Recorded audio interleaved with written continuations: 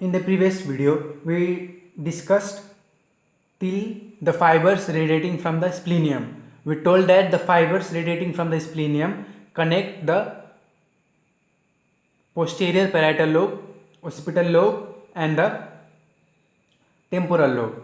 So, and we also had a figure over here which we are not able to complete. So don't worry guys, I'll make the figure, redraw it and explain show the fibers radiating. Okay, so now we also told that there are specific names for the fibers going to the occipital and to the temporal lobe. So let's mention them. So some of the fibers going to the occipital lobe, they are arranged as arranged in the as the fibers from the genu are arranged.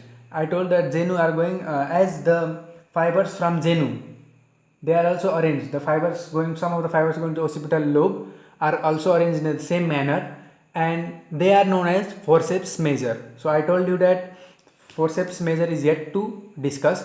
We told in the previous video. So in the previous video that forceps minor is a set of fibers in the form of bundle of white matter which are passing anteriorly, later you will show that they are passing like this. Okay, so they pass anteriorly, passing anteriorly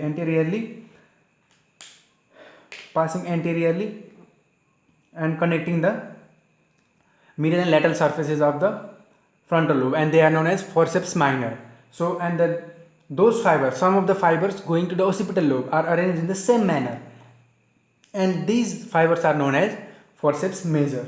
So some fibers to occipital lobe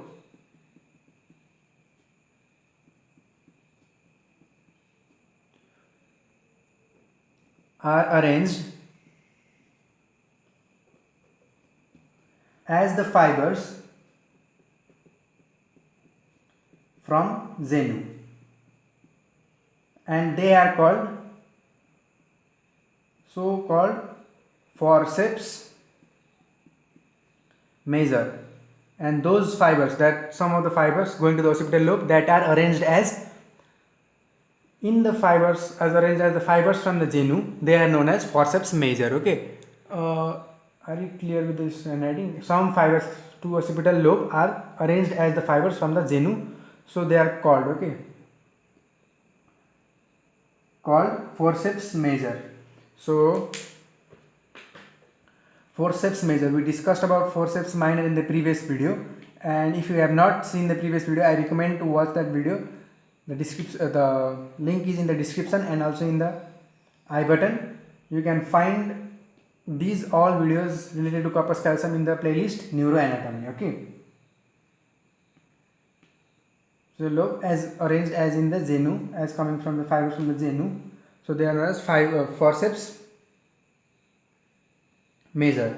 Or you can write fibers from the genu or fibers in frontal lobe. Okay, better than genu, it will be the fibers in frontal lobe.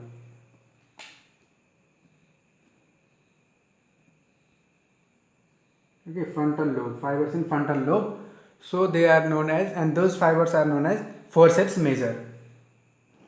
This is frontal lobe. Okay, so the next group was the fibers going to the temporal lobe. So fibers going to temporal lobe are called tapetum. Okay,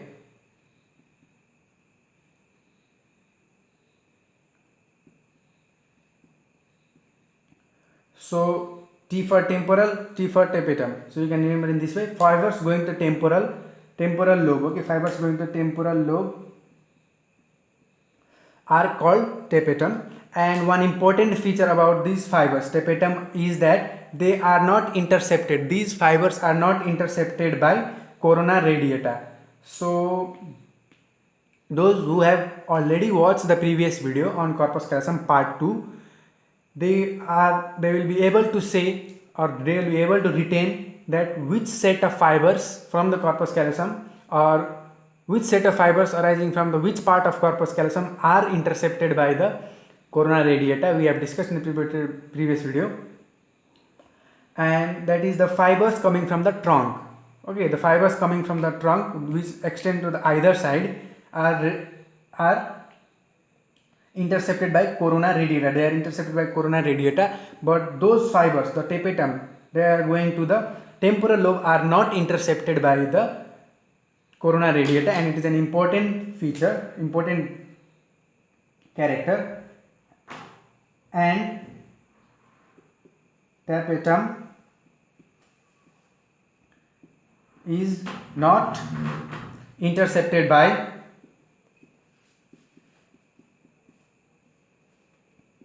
corona radiata. Okay.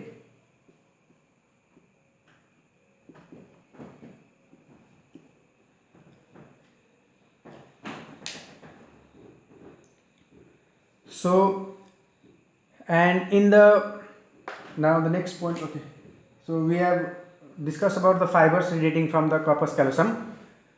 So in the posterior horn of the lateral ventricle, okay, in the posterior horn of the lateral ventricle, the forceps major forms an elevation that is and that elevation is known as bulb of forceps major. Okay, so you should remember, you can remember this also.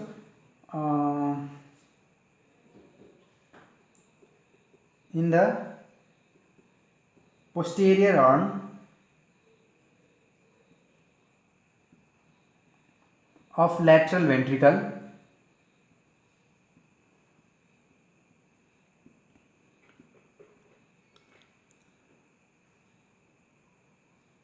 the forceps major, okay, forceps major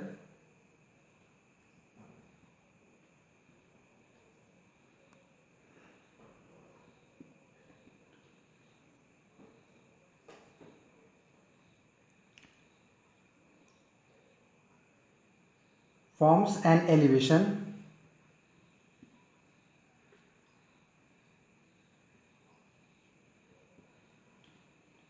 called bulb of forceps major. Okay,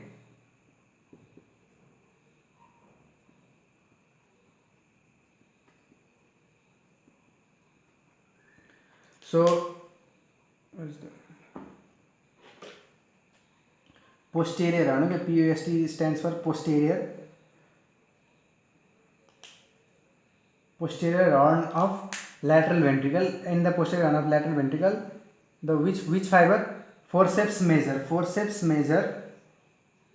forms an elevation, and that elevation is known as the bulb of forceps major. Okay, bulb of forceps major. Why I am highlighting these some of the points? Because other things, some of the things are in the posterior, in the forms of an, these are the language. So these are the points which I have highlighted. They are the major points that should be remembered.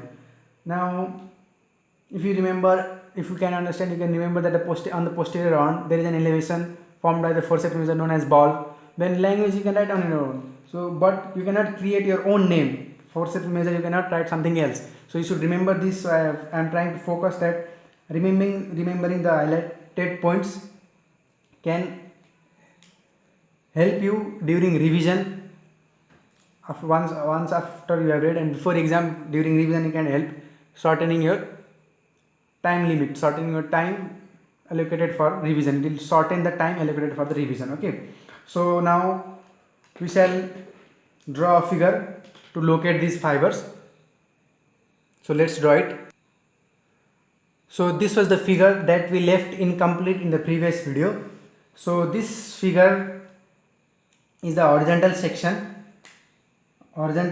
showing, which will show the fibers radiating from the corpus callosum. Okay, horizontal section, and the large part that I have mentioned, CC, is the corpus callosum. Okay, not CCTV. This is CC, corpus callosum. So don't get confused. So now let's show the fibers radiating from the corpus callosum. Okay, so the bundle of fibers that in the form of white matter arising from the genu and passing anteriorly. and those which are passing anteriorly of anterior posterior. Okay, passing anteriorly, they are known as forceps minor. From the genu, arising from the genu, they are known as forceps minor. Yes, so I would like to recommend, or I would recommend to keep the notes of the previous video at the side, so that you can locate while listening to it. You can locate, you can see your note and locate it over there. So if you have not copied, then you can get it from our Facebook page. The link is in the description. So first one is the forceps minor. Okay, they are going anteriorly as a bundle of white matter. So I am not drawing too much of my, this will make it rough. This is the forceps minor. Okay, then we had from the trunk or from the body of the corpus callosum, the fibers were arising from the trunk, were passing to the, going to the either side. They are connecting the either sides. So on the both sides, they are going to the both sides. Okay, so these are the fibers going to the either side. So now we had the fibers going to the temporal lobe and the occipital lobe, and they were known as forceps major and tapetum. Okay, so now let's mention it.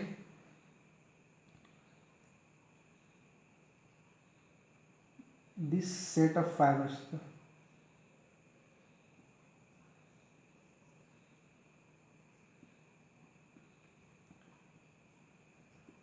is going to the temporal lobe and is known as tapetum, and the other set going to the occipital lobe is known as the forceps major. We discussed in the previous video. That's why I told you to keep the notes of the previous video. So otherwise you can get it from the Facebook page. You can have a screenshot and locate these. So this is the forceps minor,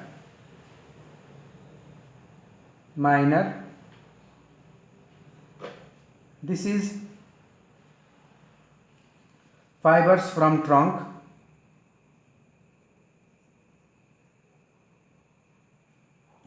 this is the tapetum, and this set of fibers is known as forceps major, going to the occipital lobe. Forceps major, tapetum, fibers from the trunk, and forceps major. So we told that the fibers from the trunk are getting interrupted by the corona radiata.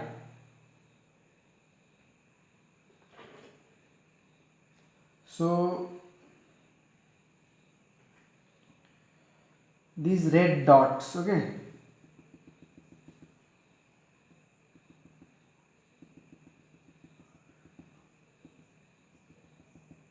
are representing the corona radiata. Okay, you may know that the internal capsule is also the continuation of corona radiata. So we'll discuss about that, discussing about internal capsule. For now, remember that these dots are the corona radiata, and the fibers from the trunk of the corpus callosum are being intercepted by the corona radiata. These red dots, okay, orange dots, not red dots. Okay, this is the corona radiata. Okay, figure is the horizontal section. Now we have located the